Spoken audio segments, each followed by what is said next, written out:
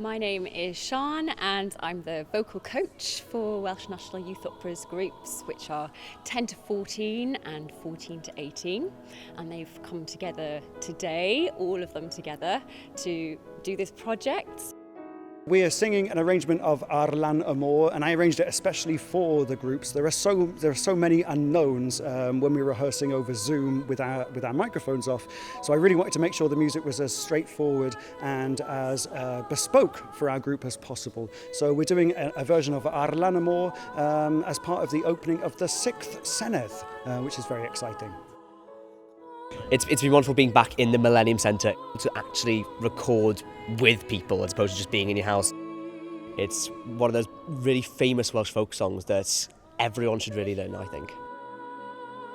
O fi'n caru'r can fi'n hen gyfarwydd gyda.